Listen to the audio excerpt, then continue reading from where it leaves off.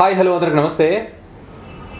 ఆంధ్రప్రదేశ్ మాజీ ముఖ్యమంత్రి వైఎస్ జగన్మోహన్ రెడ్డి గారికి సంబంధించినటువంటి కేసులు ఎత్తున్నాయో ఆ కేసులకు సంబంధించి వేరే రాష్ట్రానికి బదిలీ చేయాలని చెప్పి, అదేవిధంగా బెయిల్ రద్దు చేయాలని చెప్పి రఘురామకృష్ణరాజు అయితే సుప్రీంకోర్టులో పిటిషన్ వేశారో ఆ పిటిషన్కి సంబంధించి ఈరోజు సుప్రీంకోర్టు కొన్ని కీలక వ్యాఖ్యలు చేసింది. ఆ బెయిల్ రద్దు విషయానికి సంబంధించి కానీ, ఆ కేసు వేరే రాష్ట్రానికి బదిలీ చేసేటువంటి అంశానికి సంబంధించి కానీ, అసలు సుప్రీంకోర్టులో ఏం జరిగింది, రఘురామకృష్ణకి షాక్ అనేటువంటి వార్తలు మనం చూస్తూ ఉన్నాం, జగన్మోహన్ రెడ్డికి గుడ్ న్యూస్ అనేటువంటి వార్తలు చూస్తూ ఉన్నాం.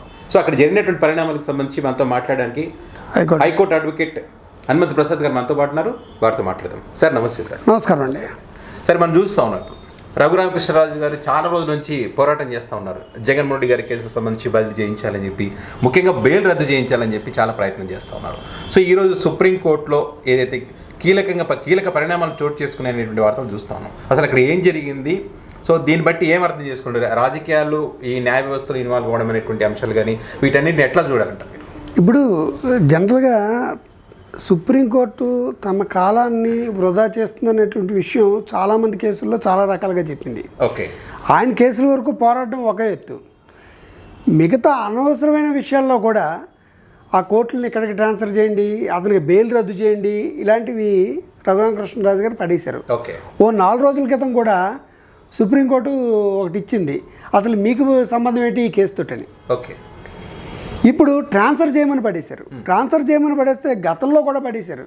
అంటే తమకు అనుకూలంగా ఉంటే కేసుని వేరే రాష్ట్రానికి చేయాలి, ప్రతిపక్షంలో ఉంటే, ఓకే, వాళ్ళ అధికారంలో ఉంటే చేయొద్దు.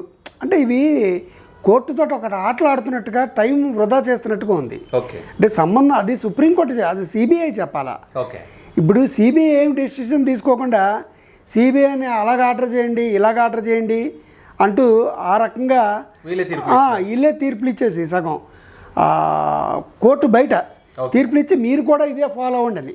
ఇప్పుడు ఏంటంటే డబ్బులు ఉంటే ఉండొచ్చు, సుప్రీంకోర్టులు మేనేజ్ చేసుకుంటే చేసుకోవచ్చు, అంతే తప్ప మాట్లాడితే కేసుల కింద వేసి సుప్రీంకోర్టు కాలాన్ని వృధా చేయడం వెరీ వాల్యుబుల్ టైం అండి.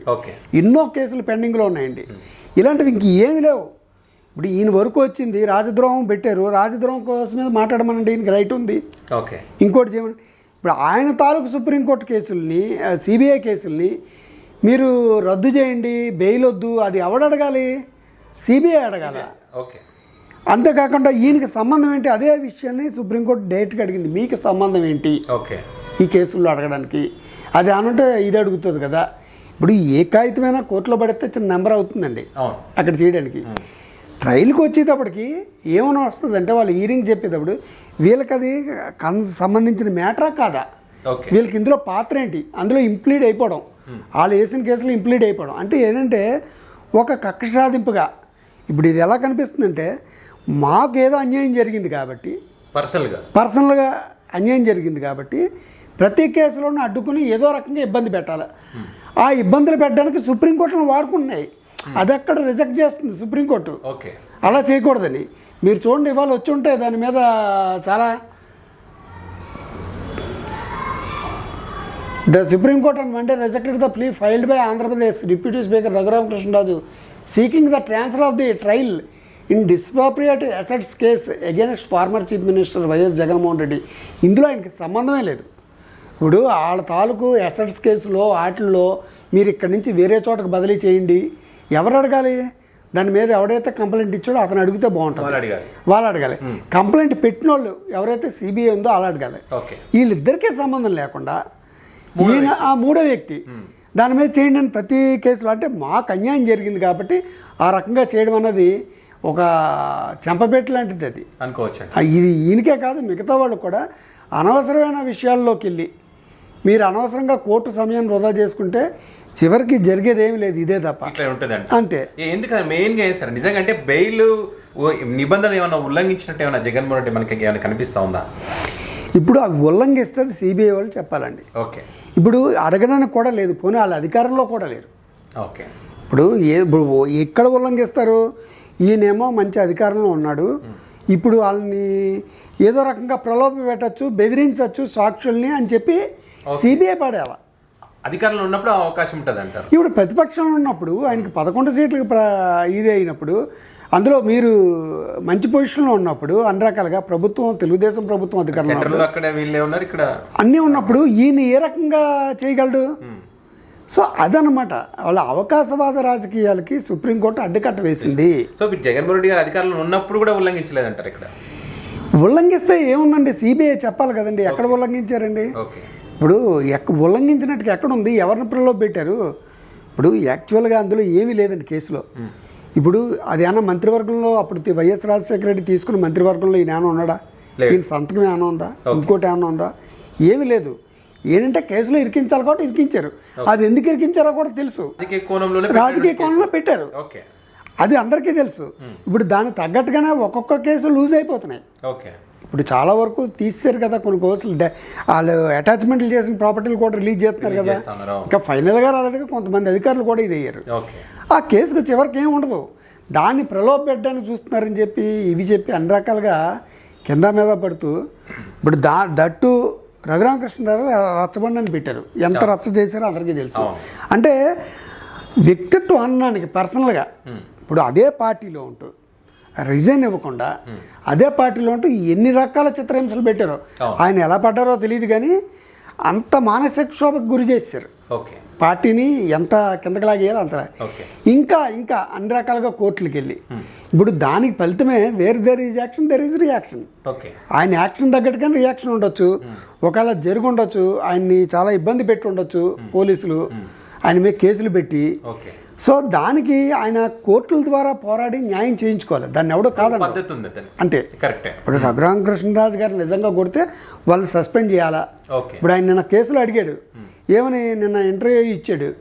అసలు నేను కంప్లైంట్ ఇచ్చినప్పుడు ఏవని ఏటూల్ని అంటే సునీల్ కుమార్ గారిని వాళ్ళ కేసులో వీర రామాంజనేయులు గారిని వీళ్ళని సస్పెండ్ చేస్తూ ఎంక్వైరీ చేయాలి తప్ప ఎఫ్ఐఆర్ ఉన్నా కూడా వీళ్ళని ఎందుకు సస్పెండ్ చేయలేదు ఏవని ఏటూల్ని ఎంక్వైరీ చేయాలి కదా అన్నాడు. అది సబబే. ఒక విషయం మీద ఎఫ్ఐఆర్ కట్టినప్పుడు వాళ్ళని సస్పెండ్ చేసి ఎంక్వైరీ చేయాలా. అలాంటి విషయాలు మాట్లాడితే బాగుంటుంది తప్ప కేసుకు సంబంధించి దాని గురించి పోరాడండి, దాని గురించి అందరూ మద్దతు ఇస్తారు. ఏదైనా ఆఫీసర్ మీద ఎఫ్ఐఆర్ పడినప్పుడు అతను సస్పెన్షన్లో పెట్టి ఎంక్వైరీ చేయాలా, దాన్ని అందరూ సమర్థిస్తాం అంతే తప్ప ఈ కేసుల్లో ఆయనకి సంబంధం లేని కేసుల్లో ఆయనేమో అవతలను ప్రలోభ పెడతాడు కాబట్టి ఆయనకి బెయిల్ రద్దు చేయండి అని ఒకసారి, మీరు కోర్టుకు ట్రాన్స్ఫర్లు చేయండి అని ఒకసారి. అంటే ఇక్కడ ఉంటే ఇక్కడ ఏమైనా ట్రాన్స్ఫర్ చేస్తే ఒకవేళ ఈ కేసు ఈ కోర్టుకి ట్రాన్స్ఫర్ చేయించుకోమనండి, ట్రాన్స్ఫర్ చేస్తే మేము అధికారంలో ఉన్నాం కాబట్టి మేము శిక్ష చేసుకుంటాం అండి. ఫైనల్గా ఏంటంటే జడ్జిమెంట్ మేము ఇచ్చుకుంటాం, మా చేతుల్లో ఉంది అన్నట్టుగా వస్తుంది. ఇప్పుడు ఎందుకంటే గతంలో రఘురామకృష్ణరాజు గారు లోకేష్ గారితో ఒక జడ్జి గారి గురించి మాట్లాడుకున్న వాట్సాప్ చాట్లు కూడా బయటకు వచ్చాయి. వాడు ఎలా చేసాడు వీడు ఎలా చేసాడు అన్నట్టుగా. అంటే ప్రభావితం ఎవరు చేయగలుగుతాడు? మీరేనా చేయగలుగుతారేమో. అంటే సుప్రీంకోర్టును కూడా ప్రభావితం చేయడానికి సిద్ధపడ్డారంటే అలాంటివి జరగదు అని చెప్పి క్లియర్గా బివి నాగరత్న గారు సతీష్ చంద్ర శర్మ గారు చెప్పారు. High court is monitoring the matter and has also directed day to day hearings before trial court and hence transfer of the matter is not warranted. Transfer of the case అన్నదే జరగదని. ఇప్పుడు ఈయనకి ఏమైంది, ఈయనకి టైం వేస్ట్. మరి ఈయనకి ఎవరికైనా ఎలా ఫ్రీగా చేస్తారా? వీళ్ళు పెట్టుకుని ప్లేటర్లు అందరూ పెద్ద పెద్ద ప్లేటర్లు ఎంత అవుతుంది? చాలా ఖర్చు అవుతుంది. చోట్ల మీద డబ్బు ఉంటే వేరే రకంగా ఖర్చు పెట్టుకుంటే తప్ప ఇలాంటి వేట్లు వేస్ట్ అవ్వడం అనేది ఒక తాలూకు మన తాలూకు వాల్యూస్ డౌన్ అవుతాయి. నిన్న ఇచ్చారు ప్రెస్ మీట్, చక్కగా ఉంది. అయినా ఆడు దాని గురించి మాట్లాడుకున్నాడు, దాని గురించి మాట్లాడుకోండి. లేకపోతే జగన్మోహన్ రెడ్డి గారు పర్సనల్గా మీరు కేసు వేసుకోండి, నా కేసులో ఇలా జరిగింది, నేను డిఫామేషన్ చేస్తున్నాను, ఇంకోటని వేసుకోండి. అంతేగాని సిబిఐ కేసు పెట్టింది, దాన్ని కరెక్ట్గానే వెళ్తుంది, మీరు వచ్చి ట్రాన్స్ఫర్ చేయమన్నాం, సిబిఐలో మాట్లాడకపోవడం అంటే ఇప్పుడు సిబిఐ మాట్లాడకపోతే సిబిఐ జగన్మోహన్ రెడ్డి ఏకమైనట్టుగానా ఇప్పుడు? అంటే ఇక్కడ అర్థం ఏంటి? మీ పరిపాలన ఇందులో ఉంది, బీజేపీ మీతో కలిసి ఉంది, ఇవన్నీ చిన్నపిల్లల దాని కింద ఉంటుందండి. ఇప్పుడు ఈయన రఘురామకృష్ణ గారు నాకు ఎంపీ సీట్ రాకపోవడానికి జగన్మోహన్ రెడ్డి కారణం అన్నాడు, కూటమి ప్రభుత్వం ఉండి ఆయన పబ్లిక్లో చెప్పాడు. అంటే మరి ఎలాగంటే మరి ఆయన ఏదో ఆపించాడు, అక్కడ నాకు ఎంపీ సీట్ రానకుండా చేసాడు జగన్మోహన్ రెడ్డి గారు, అక్కడ మాత్రం సక్సెస్ అయ్యాడు, మేము ముగ్గురం కలిసి పోటీ చేస్తున్నా అని అన్నాడు కదా. అంటే ఆడలేక మధ్యలో ధర అన్నట్టుగా ఇప్పుడు ఏది చేసినా ఆయనకి ఎక్కడ ఏది జరిగినా దానికి తిరిగి జగన్మోహన్ రెడ్డి గారి వైపు చూపిస్తే ఎలాగుంటుంది? ఓకే. ఇప్పుడు మామూలు మనుషులు తాలూకు అభిమానులు వింటారేమో, కోర్టులు ఆ రకంగా డిసైడ్ చేయవు కదా. సుప్రీంకోర్టులో ఇంకా న్యాయం బతుకుంది. అయినా ఇప్పుడు ఏం ప్రభావితం చేయగలడు వీళ్ళు? ఇప్పుడు అధికారం లేదు, ఏమీ లేదు. ఇప్పుడు మీరు ఒక్కొక్కరిని భయపెడుతున్నారు, ఒక్కొక్కరిని అందులో కీ రైట్ హ్యాండ్ లెఫ్ట్ హ్యాండ్ కింద ఉండే వాళ్ళని కూడా మీరు లాగేస్తున్నారు. ఓకే. ఇప్పుడు గతంలో ఉంది కాబట్టి హిస్టరీ, గతంలో 23 మంది ఎమ్మెల్యేలను లాగేశారు. ఇప్పుడు అలాంటి అపరాధం వస్తుందేమో అని ఇండైరెక్ట్గా హ్యాండ్ లేకుండా ఒక్కొక్కరిని తప్పిస్తున్నారు. అందులో ఏకాకిం చేయాలనే ప్రయత్నం, అందులో ప్రయత్నం కాగానే ఇది ఈ కోర్టులు ఎలాగ డిసైడ్ చేసే తప్ప టైం వేస్ట్. దాని గురించి చర్చ కూడా టైం వేస్ట్. సో ఇప్పుడు చర్చ జరుగుతున్నట్టు ఇది జగన్మోహన్ రెడ్డికి గుడ్ న్యూస్, రఘురామకృష్ణకు బ్యాడ్ న్యూస్ అనొచ్చు. ఇప్పుడు రఘురామకృష్ణ రాజు గారికి బ్యాడ్ న్యూస్. ఇప్పుడు అది ఎలాగ జరగదు అందరికీ తెలుసు. ఓకే. ఈయన మార్చుకున్నప్పుడు జగన్మోహన్ రెడ్డి గారికి గుడ్ న్యూస్ ఏమైనా ఉంటుంది? ఇప్పుడు ఆయన వేసాడు, ఆయన ఓడిపోవడం వల్ల కాదు కదా, టైం వేస్ట్ ఈయనకి. అంతే. ఇది ఈయనకి bad news, time waste. Supreme court time waste. ఒక రకంగా సుప్రీంకోర్టు అక్షంతలు వేసినట్టుగానే చూడొచ్చు. ఇప్పుడు లా తెలియకపోవచ్చు కాబట్టి ఇలా చేయొచ్చు అని పర్సనల్గా ఉంది. ఇప్పుడు చెప్పారు కాబట్టి ఇక్కడ నుంచి ప్రతి దాంట్లో నేలెట్టకూడదు, అనవసరమైన దాంట్లో. మీ దాంట్లో ఏ రకంగా లిటిగేషన్ పెట్టి ఏ రకంగా పెట్టి రావాలో లాగండి. అదండి. Thank you sir.